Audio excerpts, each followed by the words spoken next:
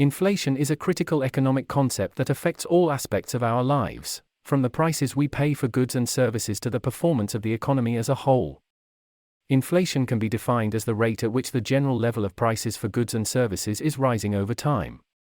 It is essential to understand inflation because it has a significant impact on individuals, businesses, and the overall economy. For individuals, inflation affects the purchasing power of their money.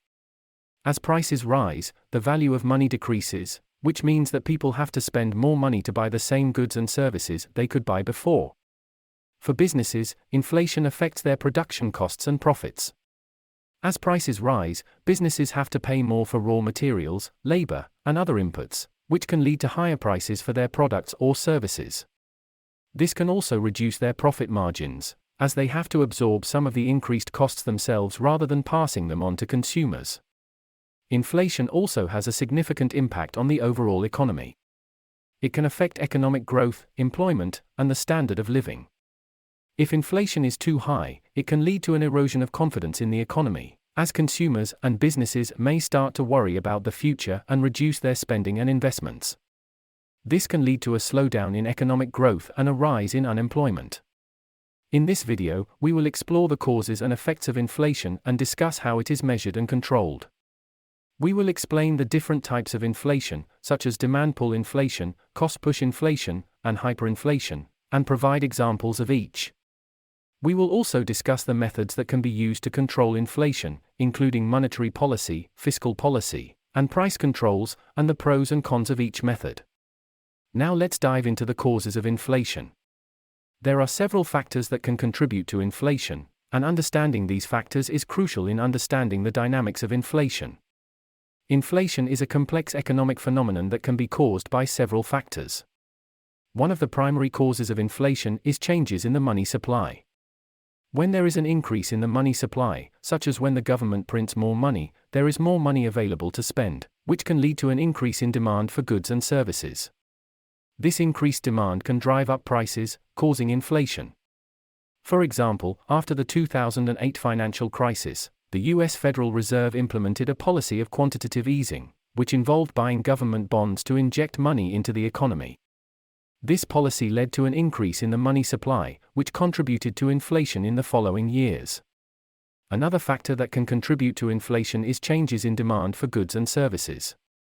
When there is an increase in demand for a particular good or service, suppliers may increase their prices to maximize their profits.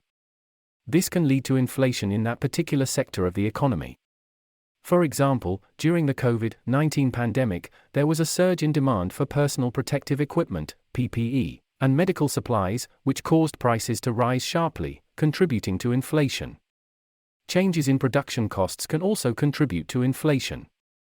When the costs of producing goods and services increase, suppliers may increase their prices to maintain their profit margins. For example, an increase in the cost of raw materials or wages can lead to inflation by causing businesses to raise prices. In the 1970s, the oil crisis led to a significant increase in oil prices, which increased the cost of production for many businesses. This led to a period of high inflation, as businesses passed on these increased costs to consumers. There are several types of inflation that can occur, and each type can have different causes and effects on the economy. Here are some of the most common types of inflation. Demand-pull inflation occurs when there is an increase in demand for goods and services that exceeds the supply. This can happen due to a variety of factors, such as an increase in consumer confidence, an increase in government spending, or a decrease in taxes. When demand exceeds supply, suppliers may increase their prices to take advantage of the situation, leading to inflation. For example, during the 1960s, there was a surge in consumer demand for cars, which led to an increase in car prices and contributed to inflation. Cost-push inflation occurs when the cost of production increases, leading to an increase in the prices of goods and services. This can happen due to a variety of factors, such as an increase in the cost of raw materials, an increase in wages, or an increase in taxes. When the cost of production increases, suppliers may increase their prices to maintain their profit margins, leading to inflation.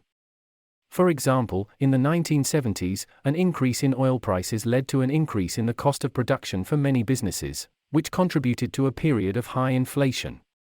Built-in inflation occurs when inflation becomes ingrained in the economy due to past inflationary trends. This can happen when workers demand higher wages to keep up with the cost of living, which in turn causes businesses to raise prices to maintain their profit margins. This cycle of increasing wages and prices can become self-perpetuating, leading to long-term inflation. For example, in the 1970s, high inflation rates led to an expectation of future inflation, which caused workers to demand higher wages, leading to further inflation. Hyperinflation occurs when inflation rates become extremely high, typically exceeding 50% per month. This can happen due to a variety of factors, such as a collapse in the value of a country's currency or a breakdown in the economy. Hyperinflation can have severe consequences for the economy, such as a collapse in the value of savings and a decrease in the standard of living. For example, in the 1920s, Germany experienced hyperinflation due to a combination of war reparations and a lack of confidence in the country's currency, leading to a collapse in the value of the German mark. Inflation can make a country's exports more expensive and less competitive on the international market, which can lead to a decrease in exports and a decrease in economic growth. Inflation can have several effects on the economy and individuals. Here are some of the most common effects. Inflation reduces the purchasing power of money, which means that each unit of currency can buy fewer goods and services. This can be particularly harmful to individuals on fixed incomes, as their income may not keep pace with rising prices. Inflation can increase the cost of production for businesses, as they may have to pay more for raw materials, labor, and other inputs. Inflation can create uncertainty and risk in the economy, as it makes it more difficult for individuals and businesses to plan for the future. This can lead to decreased investment and economic growth. Inflation can make a country's exports more expensive and less competitive on the international market, which can lead to a decrease in exports and a decrease in economic growth. Measuring inflation is an essential part of understanding the state of the economy. There are several methods used to measure inflation, each with its strengths and weaknesses. Here are some of the most common methods. The CPI is a measure of the average change over time in the prices paid by consumers for a basket of goods and services. The basket of goods and services includes items such as food, housing, transportation, and healthcare. The CPI is widely used to measure inflation in many countries, including the United States. For example, the U.S. Bureau of Labor Statistics releases monthly CPI reports that measure changes in prices for various goods and services. The PPI measures the average change over time in the prices received by domestic producers for their output. This index includes prices for raw materials, intermediate goods, and finished goods. The PPI can provide insight into the pricing pressures faced by businesses and can be used to forecast changes in the CPI. For example, the U.S. Bureau of Labor Statistics releases monthly PPI reports that measure changes in prices for various goods and services. The GDP deflator is a measure of the price level of all final goods and services produced in an economy. It measures changes in the prices of all goods and services, not just those included in the CPI or PPI. The GDP deflator can provide a comprehensive view of inflation in an economy and is used by many countries as a measure of inflation. For example, the UK uses the GDP deflator to measure inflation. The COLI is a measure of the cost of maintaining a certain standard of living. It includes the prices of goods and services that are necessary to maintain a specified standard of living, such as housing, food, and healthcare. The COLI is used by some countries to measure inflation for specific groups of people, such as retirees or low-income individuals. Controlling inflation is a critical function of monetary policy in most countries. Here are some of the most common methods used to control inflation.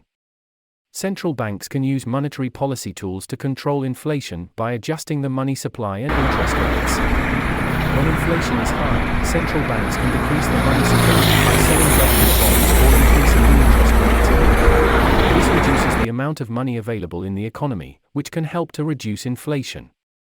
For example, the U.S. Federal Reserve has used this method to control inflation by raising interest rates when inflation is too high.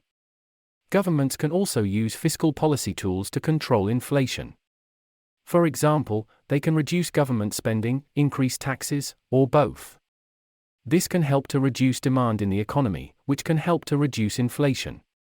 For example, India implemented several fiscal measures to control inflation in 2013, including reducing government spending and raising interest rates. Supply-side policies can also be used to control inflation. These policies focus on increasing the supply of goods and services, which can help to reduce prices and inflation.